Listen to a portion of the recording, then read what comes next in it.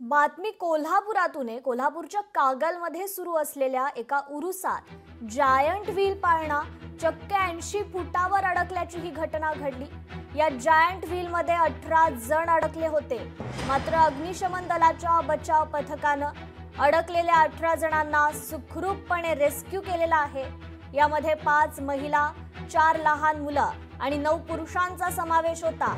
तर सुटकेचा हा थरार तब्बल 4 तास चालला असल्याची ही माहिती मिळतीये। तर कोल्हापुरात कागलमध्ये सुरू असलेल्या एका उरुसात 80 फुटावर हा जायंट व्हील पाळणा अडकला होता। यामध्ये तब्बल 18 जण अडकले होते। तर या 18 जणांना आता सुखरूपपणे रेस्क्यू करण्यात आलेला आहे। यामध्ये 5 महिला, 4 लहान मुलं आणि 9 पुरुषांचा समावेश होता।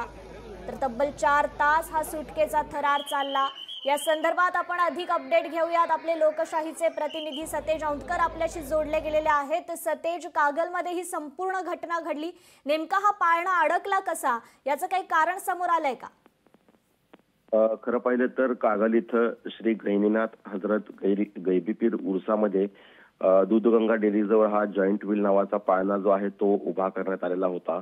आणि गेल्या 2 दिवसापासून या ठिकाणी उरूस असल्यामुळे मोठ्या प्रमाणावरती पंचक्रोशीतील नागरिक जे आहेत ते या ठिकाणी दाखल होत असतात आणि या ठिकाणी पाळण्यात बसण्याचा आनंद घेत असतात। मात्र काल रात्री 8:30 वाजण्याच्या सुमारास हा जो पाळणा आहे तो तांत्रिक कारणास्तव त्या ठिकाणी वर जाऊन अडकला। जवळपास या पाळणा मालकाने 1 तास प्रयत्न केला, पण पाळणा काही खाली आला नाही। अखेर जे स्थानिक प्रशासन आहे त्यांनी कोल्हापूर महानगरपालिकेचा जो मोठा अग्निशमन दलाचा जो बूम आहे त्यांना पाचारण करण्यात आलं आणि जवळपास 11:30 पासून ते 12:30 पर्यंत हे रेस्क्यू ऑपरेशन आहे ते या ठिकाणी राबवण्यात आलेलं आहे। अग्निशमन दलाच्या बचाव पथकाने एका व्यक्तीला जे आहे ते खाली जे आहे ते काढण्यात आलेलं आहे। सुखरूप सगळ्यांची सुटका करण्यात आली आहे। यामध्ये 18 जणांचा जीव आहे तो टांगणीला लागला होता। जवळपास 4 तास हे सगळेजण आहेत ते वरती अडकलेले होते। यामध्ये 5 ज्या आहेत त्या महिला आहेत, 4 लहान मुलं आहेत आणि 9 पुरुषांचा समावेश असल्याची माहिती जी आहे ते समोर आलेली आहे। आणि हे सर्वजण कागल, कनेरी मठ आणि गोकुळ शिरगाव इथले रहिवासी असल्याचं जे आहे ते आता समोर आलं आहे। मात्र कोल्हापूर महानगरपालिका आणि जिल्हा आपत्ती व्यवस्थापन प्राधिकरण आणि कागल नगरपालिका यांनी ही संयुक्त मोहीम राबवत या ठिकाणी हा जे रेस्क्यू ऑपरेशन आहे ते पूर्ण केलेलं आहे। सध्या हा पाळणा कशामुळे अडकलेला आहे आणि त्याचं तांत्रिक कारण काय आहे याचा शोध आहे ते घेताना आता सगळं प्रशासन आहे ते पाहायला मिळतंय। मात्र 4 तास हे सगळेजण आहेत ते 80 फूट जवळपास वरती हा पाळणा अडकल्यामुळं सगळेजणच भयभीत झाले होते। विशेषतः लहान मुलं जी होती ती रडताना आपल्याला पाहायला मिळाली होती।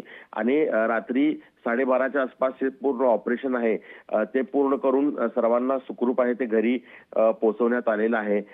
सध्या या सगळ्या परिसरामधला जे पाळणे आहेत त्यांना सध्या बंद ठेवण्यात आलेलं आहे, कारण कोणतीही परत एकदा दुर्घटना घडू नये म्हणून हे सगळे बंद ठेवण्यात आले आहे। मात्र हा पाळण्याचं कारण काय आहे ते शोधण्याचा प्रशासन प्रयत्न करते।